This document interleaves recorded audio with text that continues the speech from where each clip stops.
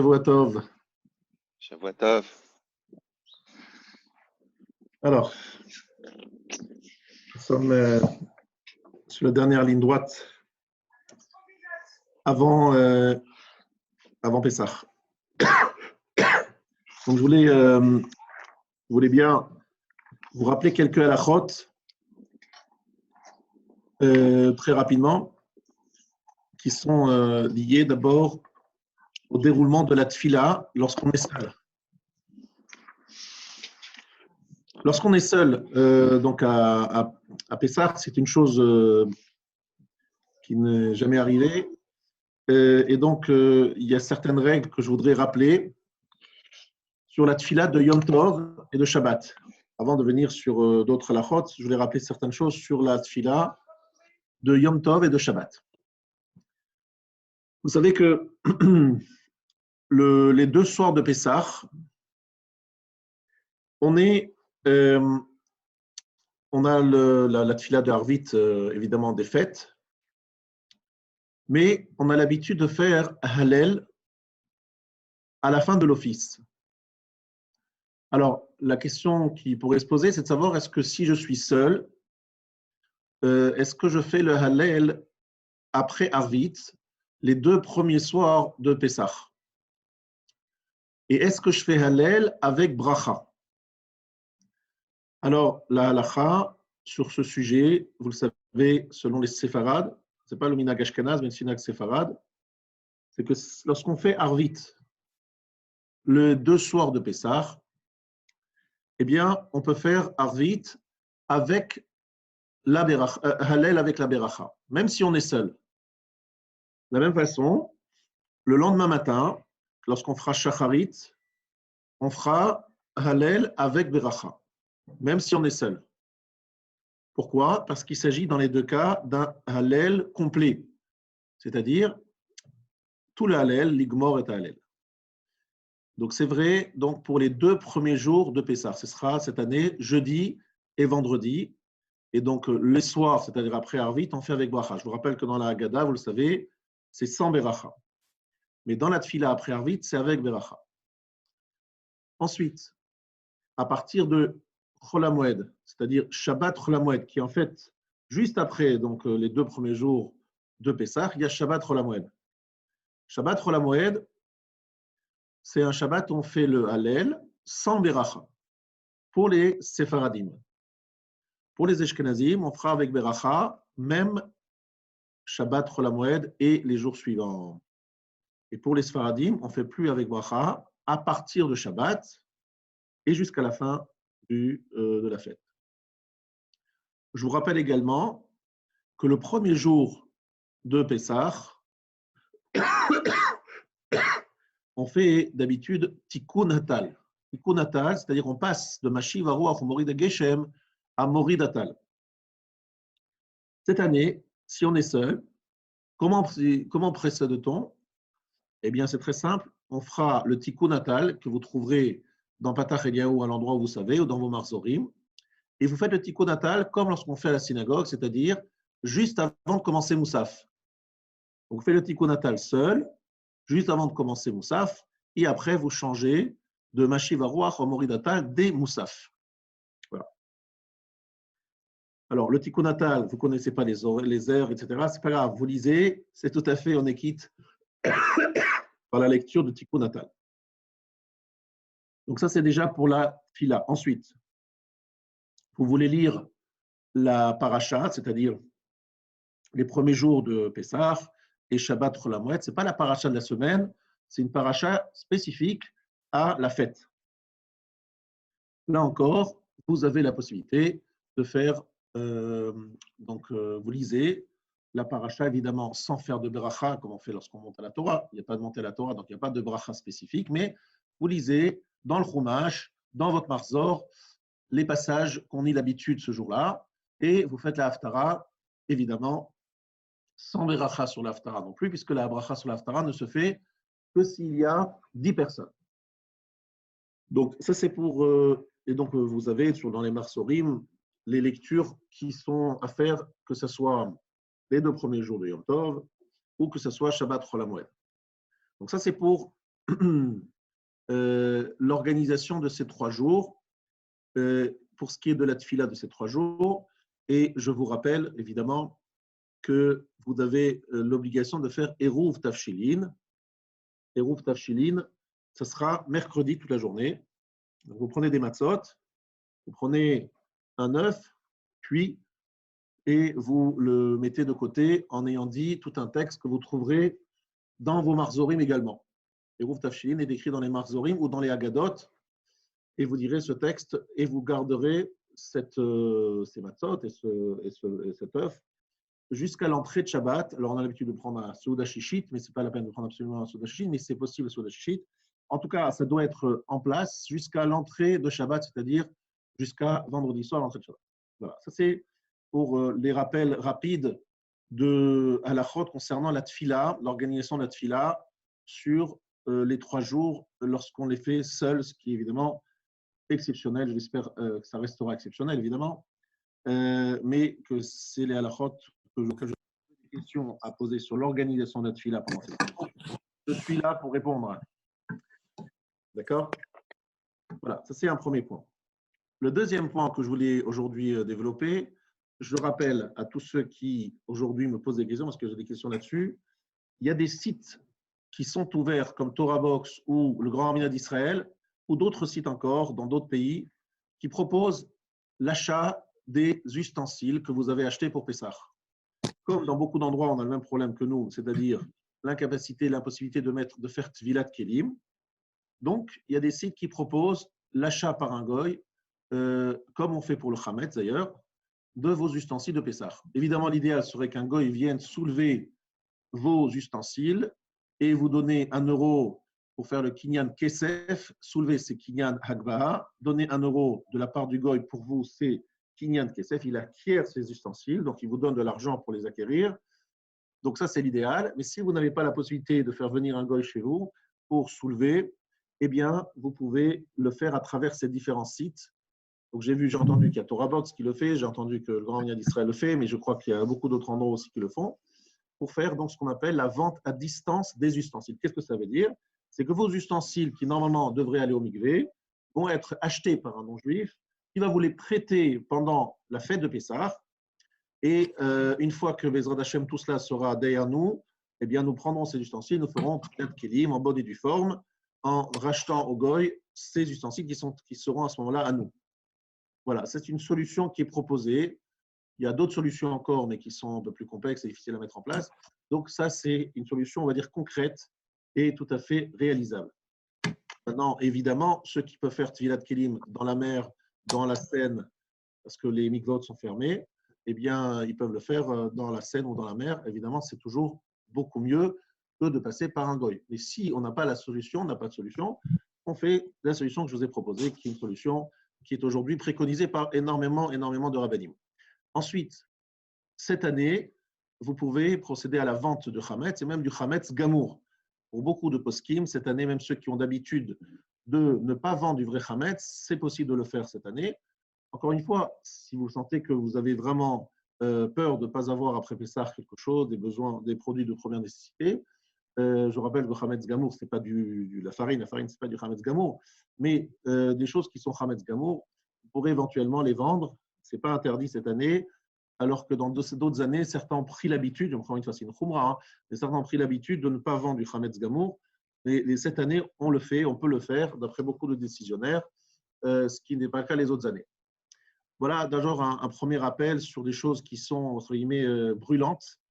Évidemment, je sais que dans vos maisons, c'est le branle-bas de combat, il s'agit de faire les dernières vérifications pour le Chametz.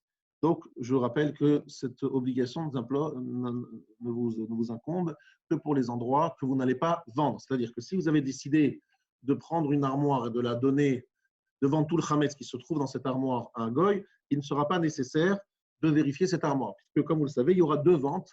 Une première vente qui aura lieu mardi soir, c'est-à-dire la veille de Pessah, avant le Dikat Chametz, et donc qui vous dispense de faire une vente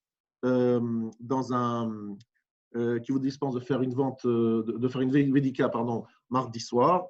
Et donc, ce que vous avez vendu, vous n'êtes pas obligé de. Donc, si par exemple, vous prenez plusieurs armoires sur lequel vous écrivez vendu et que vous faites le contrat de vente par Internet, par mail, en bonne et due forme, vous savez que sur le site d'Aleph, c'est possible de le faire, mais pas seulement sur le site d'Aleph, vous faites en bonne et due forme cette vente, à ce moment-là, vous n'êtes pas obligé de vérifier ces endroits qui auront été vendus à l'approche de Pessah. Donc, ça peut vous faciliter l'Abdikat Hametz qui aura lieu, donc je vous rappelle, mardi soir. Voilà un point important. Ensuite, je voulais vous rappeler que, encore une fois, il y a des particularités cette année, etc. Tout le monde voudrait faire la Srefat Hametz, voudrait brûler du Hametz. Alors, brûler du Hametz, c'est techniquement compliqué cette année parce que, évidemment, on ne peut pas se réunir dans une cour et faire le brûlement du Hametz.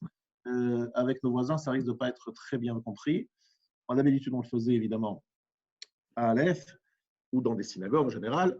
Comment on fait cette année? Alors, cette année, vous faites la chose suivante. Si vous gardez un tout petit peu de Hametz, par exemple un kazaït, donc c'est 30 grammes, 40 grammes, 50 grammes, je un peu de ça. Enfin bref, en tout cas, vous laissez un petit peu de Hametz. Ce Hametz, vous le brûlez dans une boîte de conserve, dans un papier, dans un truc en aluminium, évidemment une chose qui ne risque absolument pas de prendre feu, vous êtes très vigilant là-dessus. Vous le faites sur un balcon, vous le faites près d'une fenêtre pour éviter la fumée, mais vous faites vraiment le minimum, c'est vous faites juste pour marquer le coup, vous prenez juste la quantité minimum de Hametz à brûler. Pour le reste, ce qui vous reste comme Hametz, dont vous voulez vous débarrasser, vous avez deux options. Soit vous l'allez jeter dans une poubelle publique, d'accord, soit vous l'émiettez dans les toilettes et vous tirez la chasse. Ce sont les deux options qui se restent pour se débarrasser du Hametz. Soit vous les donnez évidemment totalement à un goy. Je rappelle que lorsqu'il s'agit de personnes, d'institutions ou de personnes en grande difficulté financière, de toute manière, chaque année, on vend, mais cette année, un peu plus que n'importe quelle autre année, on va vendre du Hametz. Et je vous rappelle également que nous vous demandons vraiment de nous donner des noms de personnes en difficulté qui pourraient avoir besoin qu'on leur prépare à manger pour Pessah, qui pourraient avoir besoin qu'on leur apporte de la nourriture pour Pessah. Il ne faut absolument pas hésiter à nous donner des noms qu'on pourrait aider, parce qu'effectivement, il y a un groupe qui, je le remercie vraiment du fond du cœur, qui font un travail extraordinaire pour aider ces personnes seules, qui sont en difficulté. D'accord? Mais en tout cas, ce que je veux dire, c'est que le Hametz peut être vendu chaque année pour ces personnes difficiles, en difficulté, et cette année, c'est peut-être encore plus une mitzvah de vendre le Hametz pour après éventuellement le donner ou le donner avant à des associations pour pouvoir donc les donner, les distribuer à des personnes en difficulté financière. Voilà donc le point que je voulais rappeler, un des points que je voulais rappeler. Maintenant, chers amis, arrivent 3 jours d'affilée, Yom Tov suivi de Shabbat. Donc ces 3 jours d'affilée, on me pose des questions sur l'organisation de ces 3 journées. Alors effectivement, vous savez que c'est Yom Tov, on a le droit de porter. Donc si quelqu'un veut sortir pendant Yom Tov, parce qu'il veut prendre l'air et il veut sortir avec son papier au cas où un policier l'arrête et lui demande le fameux papier, la dérogation. Il prépare des dérogations, on n'a pas le droit évidemment d'écrire pendant Yom Tov, donc on prépare avant Yom Tov des dérogations pour les porter avec soi et même la carte d'identité, on prépare avant Yom Tov, on dit voilà, je vais l'utiliser pendant Yom Tov, elle est nécessaire, c'est pas porté, parce que Yom Tov, on a le droit de porter. Donc, les 2 premiers jours, il n'y a aucun souci pour sortir avec ces documents pour aller se prendre de l'air ou je ne sais quoi. D'accord? Ça, il n'y a pas de souci. Mais ça, c'est par rapport aux 2 jours de Yom Tov. Maintenant, vous savez, préparer du premier jour pour le deuxième, c'est interdit. Je vous le rappelle, n'oubliez pas, du premier jour au deuxième, on n'a pas le droit de préparer de la nourriture, de cuire de la nourriture, etc.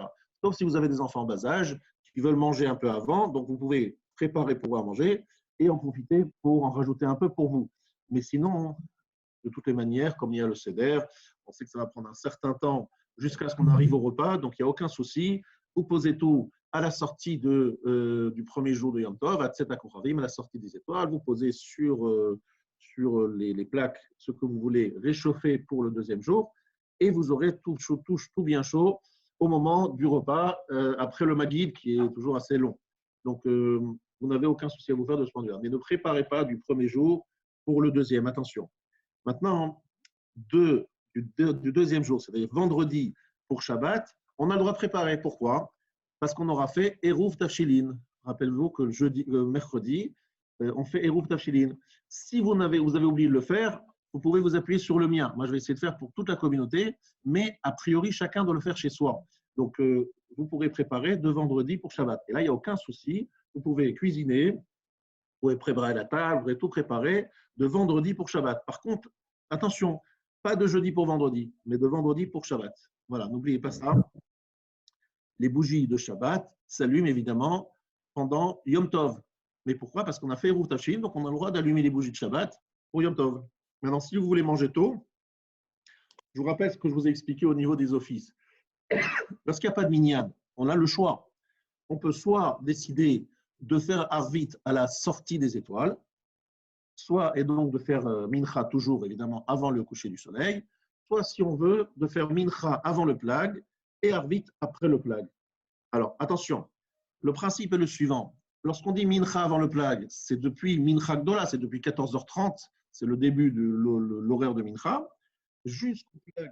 En ce moment, c'est 19h et quelques, et ça évolue chaque jour. Eh bien, jusqu'à ce 19h et quelques, vous faites Mincha.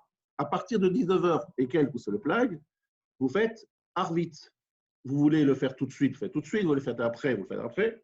Il y a une chose auquel il faut faire attention, c'est que vous ne pourrez pas commencer un repas important comme celui du Yom Tov, de vendredi soir, etc., sans avoir un shomer. Pourquoi? Parce que lorsque vous commencez le repas, par exemple à 21h, et c'est bientôt la nuit, etc., il y a un problème, c'est que vous avez besoin d'un shomer, d'un gardien, c'est-à-dire de nous rappeler pour ne pas oublier de faire le Kriyat Shema, de ne pas oublier de faire Arvit. Donc c'est un problème de le faire sans shomer. Donc c'est pour ça que je vous ai écrit, certains n'ont pas compris, que si vous faites Mincha avant le plag et que vous voulez faire par exemple le repas tout de suite après, avant d'avoir fait Arvit, par exemple, eh bien, vous devez commencer le repas avant une demi-heure avant la Tzedek Kochavim, c'est-à-dire 30 minutes avant la sortie des étoiles. Donc, prenons un exemple, soyons très concrets.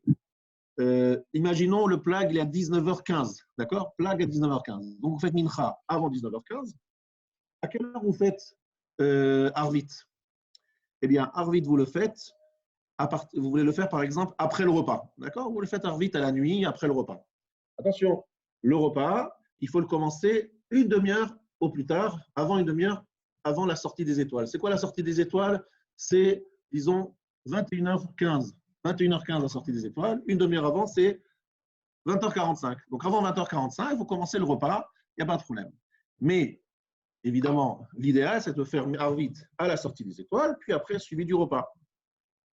Et les deux premiers soirs, c'est-à-dire jeudi et vendredi, même si vous faites Arvit avant, vous pouvez faire Arvit avant, pas un problème.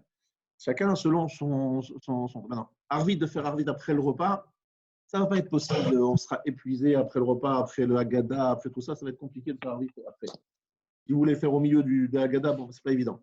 Donc, c'est pour ça que faites Arvit avant si vous voulez, ou bien vous faites Arvit juste à la sortie des étoiles, et puis vous enchaînez par le Seder.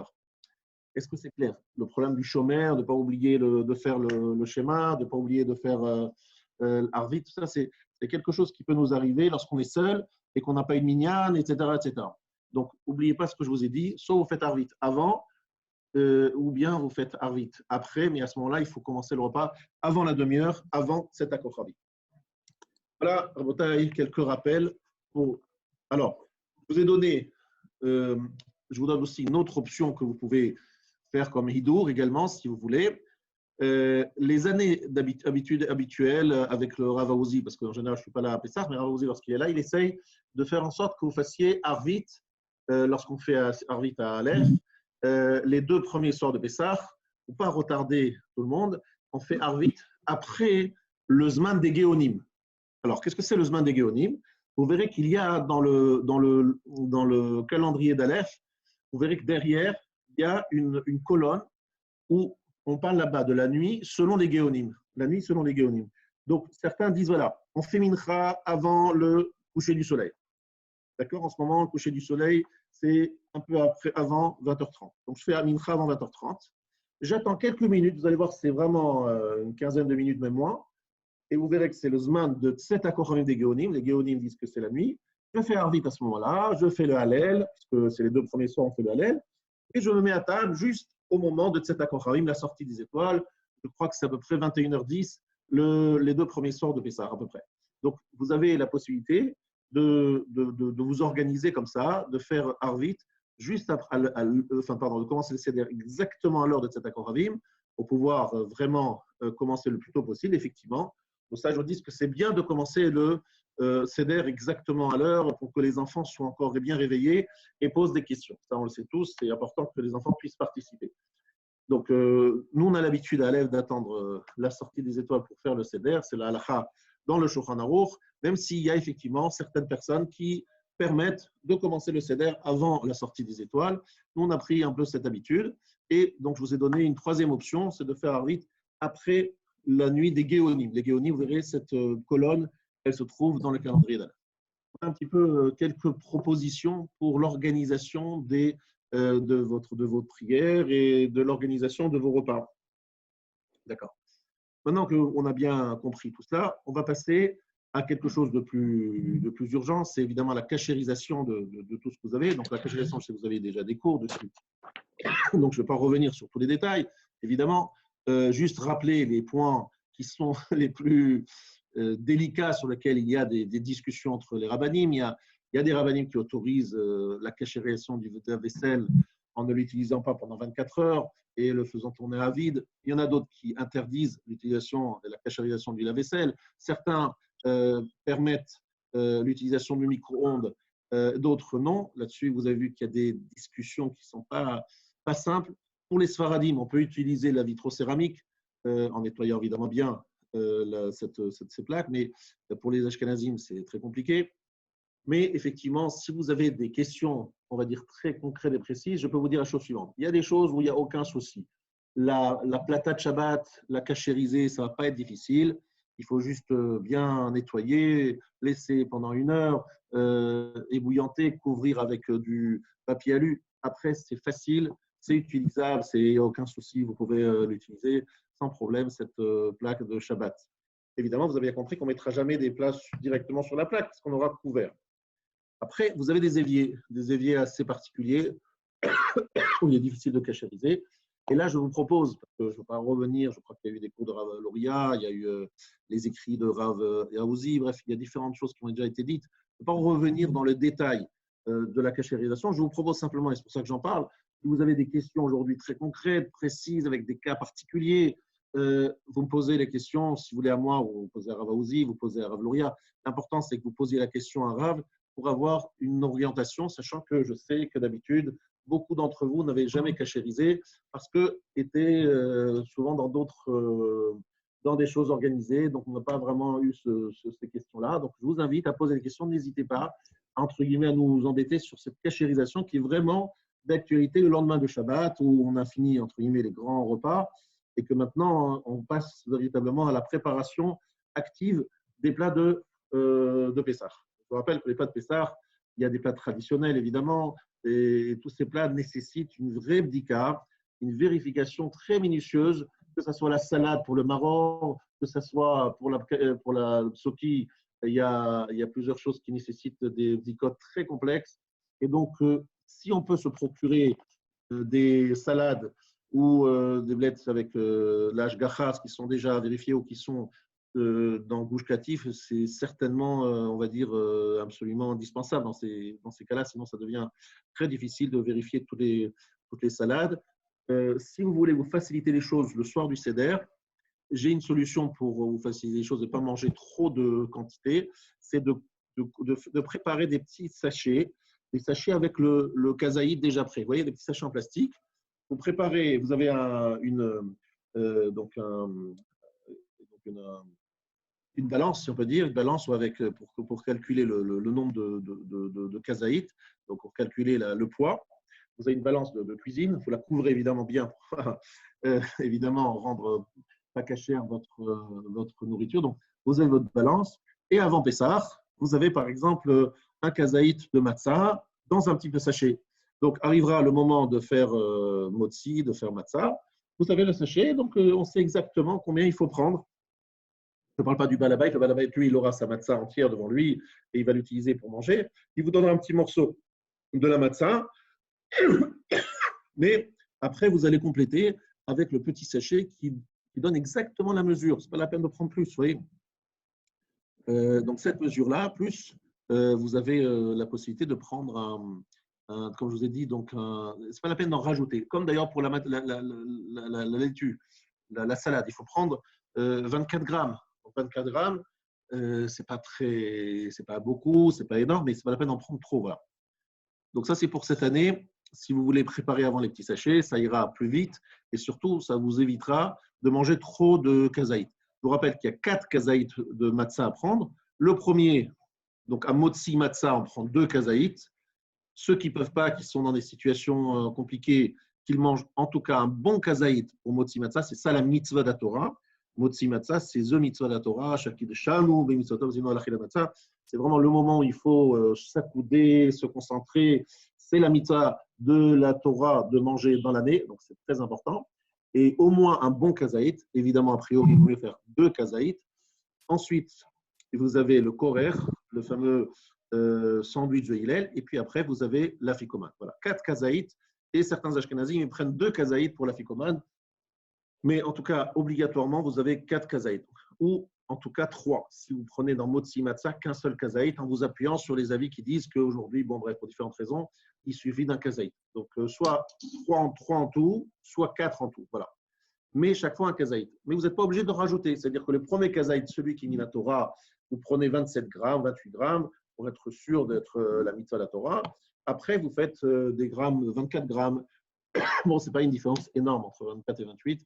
Donc, je ne sais pas si vous gagnez tellement, mais on va dire que vous comprenez qu'il va falloir insister sur la mitzvah de la Torah, qui est la matzah, mitzvat matzah, qui se fait donc juste après le motzi matzah. Je vous rappelle également que le soir du Seder, on prend à couder également le vin. Alors, le vin, vous savez que vous pouvez prendre du jus de raisin, si ça vous dérange le vin. Moi, je mélange le jus de raisin et le vin. Je prends un petit peu de vin, un petit peu de jus de raisin. J'ai du mal à prendre que du vin. Si vous prenez du vin, prenez du bon vin. Du vin, c'est-à-dire que vous allez pouvoir assimiler sans trop de difficulté. C'est sûr que le jus de raisin, on est caché cachère, d'après la plupart des poskim.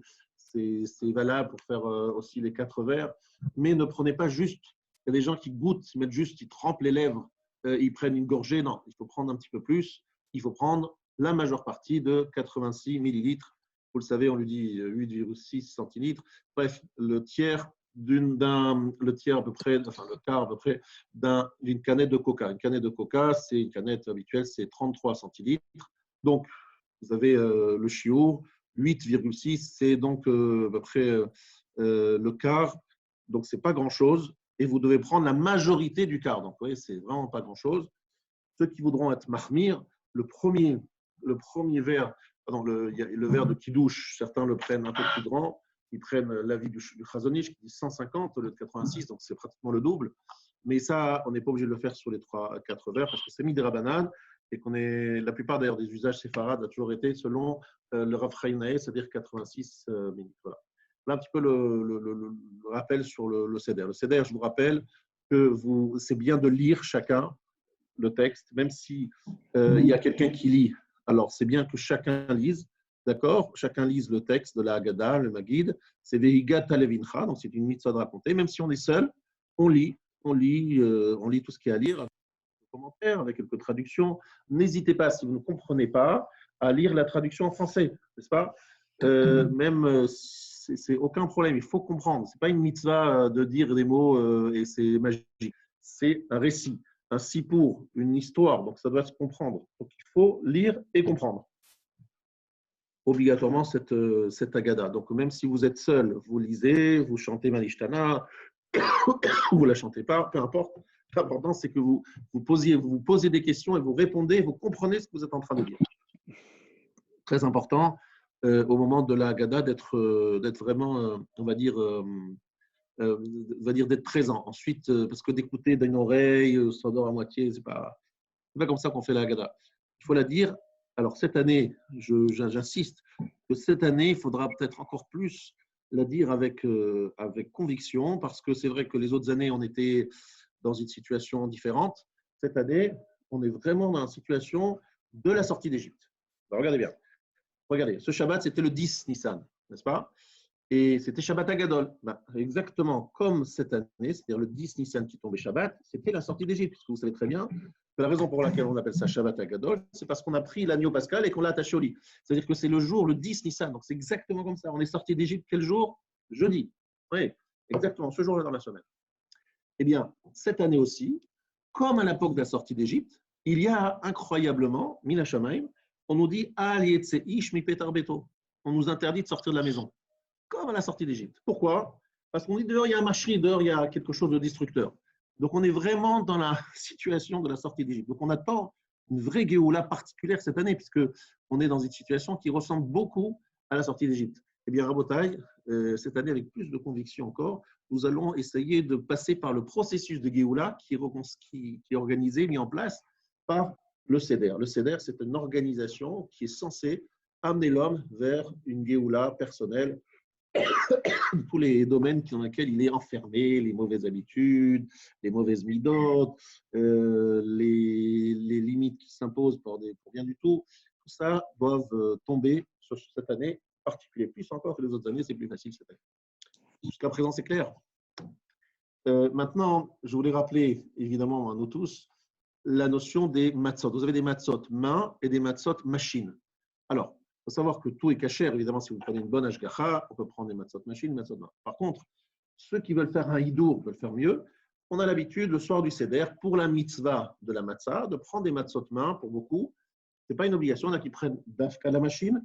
Et ceux qui ont l'habitude de vouloir, qui veulent faire un peu mieux, ils prennent des matzot main. Les matzot main, ça veut dire qui ont été du début à la fin faites à la main. Et quel est le plus de ces matzot? C'est que tout simplement, grâce au fait que c'est fait d'une façon manuelle, la kavana, c'est-à-dire le lishma, c'est-à-dire l'intention de ceux qui les ont préparés, qui était le shem matzat mitzvah. Ils l'ont dit comme ça, le shem matzat mitzvah, c'est pour la matzat mitzvah, parce que la matzah du soir du seder, c'est le fameux kazaït de matzah que l'on prend le soir du seder, ça doit se faire lishma, c'est-à-dire dans le but de manger, ça a été créé, préparé pour la matzah de la mitzvah. C'est pour cela que cette matzah-là, certains disent qu'il vaut mieux prendre quelque chose qui est fait à la main, parce que là, on peut avoir la kavana, l'intention, etc., le lishma. Par contre, si c'est machine, c'est difficile de dire la machine, elle n'a pas de kavanot. Et même si celui qui a appuyé, il a une kavana, est-ce que ça suffit pour donner le lishma? Donc, ceux qui ont pris des matzot main, s'il y a un moment important pour manger ces matzot main, c'est sûrement au moment de l'accomplissement de la mitzvah, c'est-à-dire les 2 soirs du Seder. Les autres jours, c'est-à-dire les 2 premiers jours du Pessah au matin, l'après-midi, ou que ce soit Shabbat, Chol HaMoed et tout le reste de la fête, c'est égal. C'est-à-dire, si vous avez pris un bon Hashgacha, une bonne Hashgacha, vous prenez des matzot machines, c'est après qu'une question de chumrot ou pas de chumrot en plus. Mais ça ne change rien. On peut prendre là où la matzat main, elle a une particularité, c'est le soir du Seder, parce que je vous rappelais qu'il faut prendre la matzah, la mitzvah qui doit être pétrie, préparée, l'ishma. Et là, la main, elle a une particularité, c'est qu'on peut avoir une kavana lorsqu'on fait avec la main. Voilà un petit peu le point pour que vous compreniez bien de quoi il s'agit. Et la matzah shmura, c'est la même chose. Matzah shmura, c'est particulièrement les 2 soirs du Seder. Ça, il faut la shmura qui est donc préparée, qui a été gardée, préservée depuis la tzira. Pour certains, donc déjà depuis le moment où on a moissonné, on a préservé ces épis qui ne soient pas en contact avec de l'humidité. Jusqu'à présent, c'est clair? Donc, si c'est clair, je continue. Il y a donc, dans le soir du Seder, donc cette organisation-là, vous avez des marzorim, des agadot traduites en français, vous avez tous les éléments qui sont bien écrits, vous vérifierez exactement et vous ferez comme c'est écrit dans la Haggadah. Donc ça, je n'ai pas besoin, je pense, de vous donner des détails que vous trouverez de toutes les manières écrites dans différentes Haggadot, ce n'est pas le sujet. Je vais simplement vous expliquer un peu comment ça doit se passer, une Haggadah. Un Maguid qui se passe bien au niveau de la Halakha, c'est un Maguid dans lequel on vient expliquer et définir et développer non pas des explications de texte, mais des explications de fond. C'est-à-dire qu'on vient expliquer combien Kadosh Baruch Hu a fait du chesed avec nous, combien la Géoula de la sortie d'Égypte était importante, combien on rentre dans les détails de la bonté divine, mais pas simplement une explication de texte pour vous expliquer pourquoi il y a un mot par-ci, un mot par-là. Ça s'appelle du limoud, d'accord? La Gada, ce n'est pas du limoud. Et les acteurs principaux, c'est les enfants. C'est les enfants, c'est avec eux qu'il faut échanger, c'est avec eux qu'il faut transmettre quelque chose. Donc, cette année, plus que toutes les autres années, cette cellule familiale bien, on va dire, qui est restreinte, malheureusement restreinte, mais en même temps une cellule familiale forte, ce sera l'occasion pour nous de transmettre, d'expliquer et d'expliquer dans le sens de leur expliquer la puissance de l'Aïmouna, c'est-à-dire les détails de l'action divine dans la sortie d'Égypte, qui est pour nous une sorte de, c'est le repère, c'est la carte de visite d'Akadosh Baruch Hu. La carte de visite d'Akadosh Baruch Hu, c'est ça qu'Akadosh Baruch Hu a voulu nous révéler et que nous devons étudier, approfondir, année après année, même tous les jours, en rappelant la sortie d'Égypte tous les jours. Ça veut dire que c'est grâce à cela que nous arrivons à comprendre et à intégrer la notion de Emouna. Et j'insiste là-dessus parce que cette année, plus que n'importe quelle année, encore une fois, on a besoin de nous renforcer dans notre Emouna parce que les événements sont compliqués, la situation est compliquée. D'accord? Donc, il faut renforcer ça Emouna. Maintenant, nous sommes dans un cours de halakha, donc je vais rester sur le côté halachique et en vous expliquant la chose suivante. Si quelqu'un a oublié de s'accouder, alors c'est assez compliqué. Est-ce qu'il faut refaire, pas refaire? Je vais expliquer pourquoi, où est la question. Si on a oublié, donc, a priori, on va s'accouder. S'accouder, c'est donc sur le côté gauche, je vous rappelle, et pas sur l'épaule de son prochain. Donc, c'est vraiment bien s'accouder. Pas simplement faire comme ça, un peu d'une façon un peu symbolique, non, c'est vraiment s'accouder. Et sur le côté gauche, pour des raisons de santé, vous savez, il ne faut pas qu'il y ait une fausse route. Donc, c'est pour ça qu'on s'accoude sur le côté gauche. Si quelqu'un a oublié de s'accouder, dans certains cas, il faut refaire. Évidemment, alors je pense, on s'accoude pour la matzah. Ça, c'est le moment le plus important de la matzah. Au moment où on mange la matzah, on s'accoude. Les 4 kazaïtes, on s'accoude. Et puis, au moment de Arba Kosot, on s'accoude également. Si une femme a oublié, c'est sûr qu'elle ne doit pas recommencer, ça c'est certain. Mais pour un homme, s'il a oublié, d'après beaucoup de poskim, il faut recommencer. Donc, il faut vraiment être concentré sur cette mitzvah de Heseba, même si, encore une fois, certains disent qu'aujourd'hui, peut-être pas, etc. Mais nous, on considère que la mitzvah de Heseba est importante. Il ne faut pas oublier de la faire. Il faut essayer d'être concentré et de ne pas oublier tous ces détails. Je sais que pour certains, ça ne va pas être facile parce qu'ils n'ont pas l'habitude. Donc, je répète, prenez une agada très précise, bien explicitée en français avec des halachot, et vous allez voir qu'il n'y aura aucun souci. Certains, je vous rappelle une autre mitzvah que les gens n'ont pas toujours en tête. Donc, je rappelle que la veille, mercredi matin, on a 2 horaires. Le premier horaire, c'est l'heure de l'interdiction du Hametz. Cette année, c'est 11h09. 11h09, jusqu'à 11h09, on peut manger du Hametz. Mais après 11h09, assaut, on n'a plus le droit de manger du Hametz. Donc, c'est particulier parce que c'est avant la fête de Pessah, c'est la veille de Pessah. Et par contre, à partir de 11h09, c'est assaut. Puis après, il y a une deuxième horaire, 12h31, c'est le moment où on va finir d'avoir du Hametz. Donc, il y a 2 horaires. Un horaire où on doit s'arrêter de consommer, puis après un deuxième horaire où on n'a pas le droit d'avoir, de posséder. Donc, il faut bien respecter ces 2 horaires, 11h09 et 12h31. Et avant, c'est le 12h31, il faut avoir brûlé le Hametz, d'accord? Ou bien avoir fait disparaître tout le Hametz qui restait. Je vous ai dit dans les toilettes, je vous ai dit dans la poubelle publique, de manière à avoir fini avant 12h31 tout ce qui est lié au Hametz. Ensuite, c'est bien de se... Alors, cette année, vous avez compris, il y a un gros problème. Il n'y a pas de coiffeur. C'est compliqué de se préparer. Et puis après, il y a l'Omer. Ça va être compliqué. On risque d'être un peu irrités. Ceux qui veulent se faire une coupe, c'est mieux de le faire avant Chatzot. Avant Chatzot, c'est-à-dire avant 14h ou un petit peu avant 14h. Donc, de faire cette coupe, de se couper un peu les cheveux, de se faire un peu comme on peut, un peu beau. Pourquoi? Parce qu'après Chatzot, c'est interdit de faire une melacha. On n'a pas le droit de faire de travaux après Chatzot, donc faites attention de respecter cette règle. Bon, c'est vrai que de ne pas faire de travaux, c'est pas de ne pas allumer la lumière ou de ne pas allumer son portable. De faire de travaux, c'est de ne pas faire de travail fastidieux, etc. Il faut se concentrer, se préparer à la fête. C'est une très bonne chose. L'après-midi de mercredi, normalement, il n'y a plus de khamet, etc. Donc, si vous aidez votre femme, évidemment, mais si vous pouvez avoir du temps, vous pouvez lire le Korban Pessah. Vous savez que dans les Haggadot, il y a un texte au début où on décrit la façon dont on apportait le Korban Pessah. Pourquoi? Parce que le Korban Pessah, on l'apportait la veille de Pessah, c'est-à-dire dans l'après-midi du 14. Donc, exactement comme cette année, mercredi après-midi. C'est à ce moment-là qu'on apporte le Korban Pessah. Donc, on a l'habitude de lire le descriptif de l'approche du Korban Pessah. Pourquoi? Parce que vous le savez, le fait d'étudier les lois qui concernent le Korban Pessah ou tout sacrifice, eh bien, Hachem dit c'est comme si vous l'aviez appliqué vous-même. Dans d'autres années, plus calmes que celle-là, on a même l'habitude, certains, de préparer des matzot, justement après Chatzot de la veille de Pessah. Cette année, ce ne sera pas possible. Et donc, encore plus, se préparer en dormant un petit peu si on a besoin de prendre des forces et en révisant un petit peu les halachot, en regardant. Vous avez aujourd'hui tout ce qu'il faut pour connaître les halachot concernant la Haggadah et le soir du Seder et les Chagim. Voilà, ça c'est très important. Maintenant, autre chose très importante, c'est Yom Tov. Il faut organiser vos minuteries. Alors, je vous explique. Pour ceux qui auraient des réchauds, des petites plaques en fer, en électrique, plaques électriques, que l'on peut mettre sur minuterie, c'est très simple. Je vous rappelle que vous pouvez cuire à Yom Tov. Donc, ce que vous pouvez faire, c'est les mettre allumés à certains horaires, puis après, elles s'éteignent, et après, elles se rallument. Il n'y a aucun souci.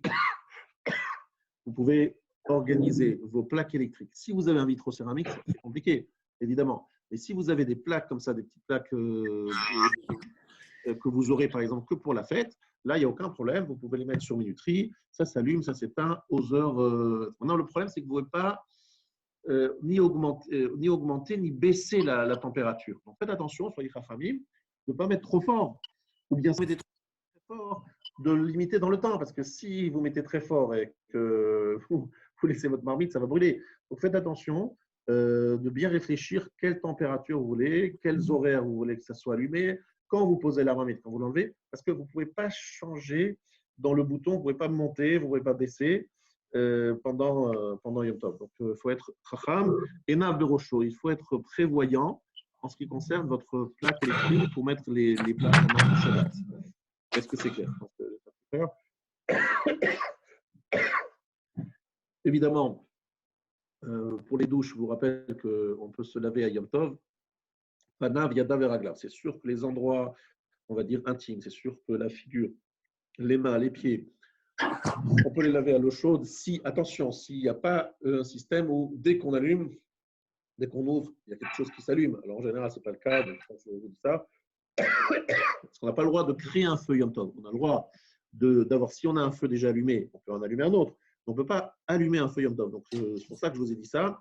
N'oubliez pas, par exemple, la veilleuse que vous allumez à l'entrée, par exemple, jeudi, mercredi après-midi, vous allez allumer une veilleuse qui va durer, je l'espère, jusqu'à Shabbat, n'est-ce pas? Comme ça, vous pourrez allumer les bougies de jeudi soir. D'accord? Les bougies du jeudi soir, je vous rappelle que vous allumez après la sortie des étoiles. Attention, hein, les bougies du soir du Seder numéro 2, c'est-à-dire jeudi soir à vendredi, la nuit de jeudi à vendredi, s'allument après la sortie des étoiles. D'accord? Par contre, les bougies de Shabbat, de vendredi, s'allument évidemment avant l'entrée de Shabbat. N'est-ce pas? Alors, pour pouvoir allumer, chaque fois, vous avez besoin d'une lumière déjà allumée. Donc, vous laissez bien une bougie longue durée qui vous allumez mercredi après-midi. Parce que vous avez le droit d'allumer à partir d'une lumière déjà allumée, vous ne pouvez pas allumer une nouvelle lumière. Donc, je vous invite à être très vigilant là-dessus. Et donc, même chose, vous ne pouvez pas non plus éteindre. Vous ne pouvez pas éteindre quelque chose. Vous pouvez allumer. Donc, faire un feu, vous ne pouvez pas éteindre.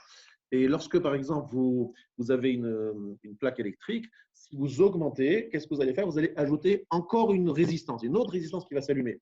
Donc, c'est comme ça allumé, vous voyez? On en allume il y a une nouvelle plaque, une nouvelle résistance qui s'allume. Donc, ça s'appelle allumer. Et ça, c'est interdit. Donc, c'est pour ça que je vous ai invité à faire bien attention, à bien régler votre plaque électrique avec la minuterie et la température que vous ne toucherez pas pendant tout Yom Tov. Arrivé Shabbat, alors là, Bichlal, pendant Shabbat, vous ne toucherez absolument pas à cette plaque électrique. Elle sera allumée, éteinte, vous n'y touchez pas. Vous avez votre plaque de Shabbat que vous avez mis en place déjà avant donc mercredi après-midi. Alors je sais, vous allez laisser allumer très longtemps votre plaque de Shabbat. Vous allez laisser allumer très longtemps certaines lumières. Ce n'est pas grave. Ça va coûter un peu d'argent, mais ce n'est vraiment pas grave. C'est pour le kavod du fête et du Shabbat. Donc, soyez fiers et heureux de pouvoir accomplir cette belle mitzvah, même si ça nous coûte un petit peu et qu'on n'a pas assez de minuterie pour éteindre allumer chaque chose, ce n'est pas grave. C'est une très, très belle mitzvah. Donc, faites attention à tout cela. Qu'est-ce que je voulais encore rajouter? Je voulais encore vous rappeler que si vous avez des questions dans des cas particuliers, vous avez mon numéro de téléphone. Et si vous ne l'avez pas, vous demandez à quelqu'un qui l'a. Et vous essayez de m'envoyer des textos, c'est encore plus pratique, vous m'appelez. Et j'essaye de répondre à des questions. Il y a Rabaouzi aussi qui répond en Israël.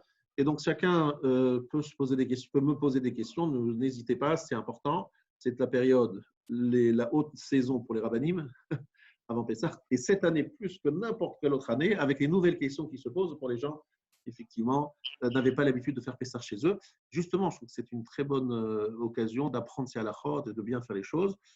Pour ceux qui voudraient cachériser leur four, je sais que tout le monde n'est pas d'accord sur la cachérisation du four. Je vous rappelle que même Rav Rouya qui est autorisé, il exige un nettoyage, mais un nettoyage à fond. Il faut prendre un produit détergent très puissant et il faut nettoyer le four, mais à fond. C'est qu'on ne peut pas cachériser un four qui est sale. Un four qui est sale, ce n'est pas cachérisable. Donc, si vous voulez, alors pyrolyse, c'est bon, pyrolyse, c'est parfait, mais si vous n'avez pas la pyrolyse, c'est très compliqué de cachériser un four. Si vous n'avez pas un nettoyage, mais qui va prendre des heures, hein, des heures et des heures. Donc, si vous n'avez pas d'autres solutions que de cachériser votre four, attention de prendre un produit très fort et de nettoyer chaque détail, chaque aspérité du four, ce qui ne va pas être simple, je vous le dis tout de suite. Voilà une halakha qui me revient sur la cachérisation. Effectivement, en Israël, ils font la hagala dans des grandes marmites dans la rue. C'est très pratique. Ici, il va falloir faire la hagala. Je vous rappelle, pendant 24 heures, on ne l'utilise pas. On verse avec une bouilloire qui est en train de bouillir l'eau chaude, donc l'eau bouillante. On peut faire ça en plusieurs fois. On peut faire sur une partie de l'objet, une première fois, et une deuxième fois sur l'autre partie de l'objet. Puis après, on verse l'eau froide dessus. Donc, c'est les différentes étapes de la gala. Mais attention, il faut avoir nettoyé, encore une fois, là aussi, à fond. Il faut que tout soit super propre. Et pour ça, ça demande un nettoyage minutieux. Ça prend du temps. Voilà un petit peu les règles de halakha qui me viennent, auxquelles j'ai pensé. Si vous avez d'autres questions, d'autres situations, d'autres problématiques, mais je suis à votre disposition pour répondre, je l'espère, dès que possible. Vous avez d'autres questions? Oui, bonjour Ab. Je peux vous Bonjour. poser une question? Oui. Juste pour revenir par rapport à la tfila de Arbit. Alors, vous avez dit qu'il y a la possibilité, par exemple, de faire avant le plag, après le plag. Oui. Maintenant, par exemple, pour Shabbat, est-ce qu'il vaut mieux faire Kabbalat Shabbat et ensuite pour les brachot du schéma, il vaut mieux le faire après le repas, ou alors on peut faire tout après le plag et simplement refaire le schéma simplement après le repas? Alors, déjà, Kabbalat Shabbat, il faut toujours faire avant de prendre le repas. D'accord? Le Kabbalat Shabbat, ça se fait avant le repas. Kabbalat Shabbat, ça veut dire, cette année, attention, comme c'est Shabbat Chol HaMoed, la Kabbalat Shabbat est très courte. On fait le Mizmor qui précède le Chadodi. On ne dit pas Bamemadikin, on ne dit pas Shirachirim. Donc, tu fais directement le Mizmor avant le Chadodi et Mizmor chez le Yom Shabbat. Donc, c'est très court. Ça, tu le fais avant de manger. Donc, après le plag, à partir d'après le plag, tu le fais quand tu veux. Là, avec ça, tu acceptes le Shabbat sur toi. Tu prends sur toi le Shabbat, n'est-ce pas? Attention, c'est une acceptation de Shabbat personnelle. Une fois que tu as fait ce Kabbalat Shabbat, tu as deux options. Soit tu enchaînes avec Arvit, parce que tu te connais, tu sais qu'après le repas, tu es en moitié endormi, tu as peur de ne pas être bien, etc. Tu dis, moi, je préfère faire un beau Arvit, après le plag, avant de manger. C'est en plus, à Kabbalah, il y en a qui disent qu'il faut faire d'abord Arvit avant de faire le Kiddush. D'autres disent que non, bon, en tout cas, c'est des gens qui pensent comme ça. Donc, tu fais Arvit. Après le repas, tu fais le schéma. Première option. Donc, tu te dis, non, moi, je suis en trop forme, je vais faire vite à la nuit, je vais le faire après le repas. Moi, j'ai vu deux approches. Il y avait celle de Rav Gross et celle de Rav Shapira, Rav Gross, il faisait toujours Arvit après le plag, avant le repas, et Rav Shapira, il faisait toujours le repas et après, il faisait Arvit. Mais ces deux approches, les deux sont bien sûr qui s'appuient, il n'y a aucun problème. Simplement, ne jamais oublier de refaire schéma après la sortie des étoiles. Quand tu veux, mais à partir des étoiles. Donc voilà, je te donne le choix, mais en tout cas, Kabbalat Shabbat, tu as bien fait de me le poser la question. Récourci, il faut la faire avant de manger. Rav, j'ai une question, Amos. Oui. Où la vidéo va être. Est-ce que vous m'entendez bien? Très bien. Ok. La vidéo va être nécessaire pour cette question, Rav, parce que Rav Luria nous a dit en son chiour, pour le fait de s'accouder, que si on s'était mal accoudé, on n'est pas yotse de la mitzvah. Exactement, ouais. Est-ce que vous pouvez nous montrer, excusez-moi, je parle pour moi en tout cas, comment est-ce qu'on s'accoude comme il le faut? Parce que je veux être sûr. Mechila, si la question n'a pas, mais je veux être sûr de comment est-ce qu'on s'accoude. Alors, 2 secondes, je vais te montrer. Je vais diriger un petit peu la. 2 secondes, je vais essayer de la montrer de façon la plus précise possible. Tu vois comme ça? Ouais, ok. Tu vois ou tu vois pas? Je vois très bien. Très bien. Alors, c'est comme ça qu'on s'accoude. C'est pas juste faire comme ça, c'est plus que ça. D'accord? Je voulais être sûr. Au moins, la vidéo a du sens. Bonjour Raph. Oui, Vous bonjour. m'entendez? C'est Fred. Très bien. Bonjour. Bonjour. Je voulais savoir comment ça se passait pour le jeûne des premiers-nés cette année. Comment on peut faire? Alors, le jeûne de premier-né, on a organisé à Aleph un SIOM à 9h du matin par Zoom. Si tu connais quelqu'un, par exemple, quelqu'un qui a fini une Masechet, tu peux par téléphone également l'appeler et il te rend quitte par téléphone en direct. Mais il faut qu'il le fasse, le SIOM, en direct, pas en différé et pas en enregistrement. D'accord. Merci beaucoup. Avec plaisir. Bonjour Avariel. Bonjour. Je suis venu 2-3 minutes. J'ai peur que tu aies déjà abordé la question, donc pardon à l'avance si je te fais répéter. Sur Barer ou Barer et nous, on le commence à jeudi. Samedi soir. Parce qu'il y a Yom Tov 2 jours plus Shabbat. Ce n'est pas d'actualité. C'est que samedi soir, on commence à changer en mode été. D'accord, très bien. Et la deuxième question, je voudrais que tu me répètes parce que je n'ai pas été capable de mémoriser ce que tu as dit sur veille de Pessah, avant le Seder, le premier Seder. Est-ce que les règles que tu viens d'expliquer pour Shabbat s'appliquent également pour le premier soir du Seder? Alors, ce qui se passe, la différence entre Shabbat et le soir du Seder, c'est que le soir du Seder, il y a une halakha qui dit que l'on fait le premier verre des 4 verres, c'est le verre de Kiddush. Et en même temps, c'est le premier verre. Ce verre de Kiddush, il doit se faire à un moment où on pourrait manger la matzah. La matzah, il faut la manger à la sortie des étoiles.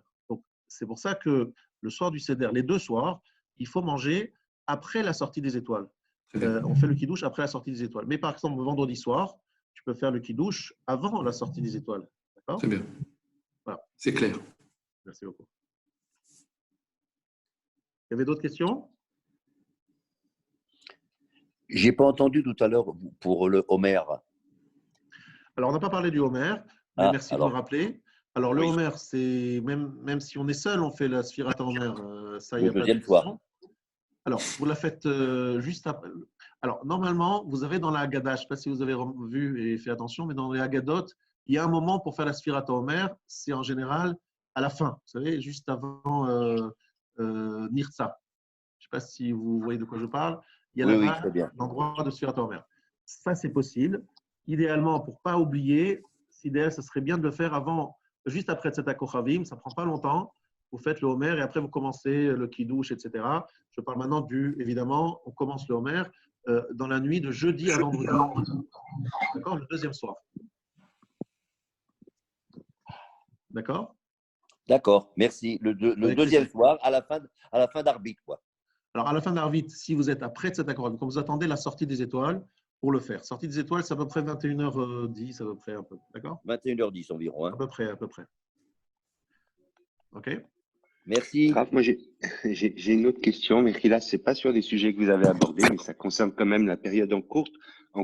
Birkat Haïlanot, en cette période-là de confinement, etc., qu'est-ce qu'on fait? Alors, Birkat Haïlanot, on peut sortir un petit peu de chez soi, je crois. Oui, bien sûr, on peut, bien sûr. Mais... Alors, à partir du moment où tu trouves des arbres fruitiers, et je pense qu'il y en a dans la région où tu es, nous, on va faire ça peut-être aussi à Neuilly, je sais qu'il y a un endroit où il y a des arbres fruitiers. Oui, il faut le faire avant la fin du mois de Nissan. Hein. C'est avant la fin du mois de Nissan. On peut le faire tout le mois de Nissan. Donc, c'est vrai que si tu as du temps, essaie de trouver des arbres fruitiers. Je crois qu'il y en a dans ta région. Il faut aller voir et tu fais la bracha sans problème, seul. Il n'y a pas obligé de faire un minyan. Ok, tout d'abord. Juste la bracha, hein. C'est pas la peine de faire le reste. Si tu veux, c'est bien. Ok. Il y a une autre question? Oui, juste une dernière question peut-être, Rab, pour l'histoire des 2 kazetim, Mossi, Massa. Vous avez dit qu'un bon kazaït, c'est à peu près 27 grammes. Donc, ça veut dire que si on veut faire 2 kazetim, il faut faire 2 fois 27. Ou alors, parce que des fois, il y a des calculs où on fait le premier kazetim à kazaït à 27 et l'autre, on prend le moins à 17 grammes, quelque chose comme ça, 18. Exact. C'est une bonne question. On peut effectivement faire ça. Le premier kazaït, bien sérieux, c'est un truc selon l'avis du Chazon Ish, c'est ça.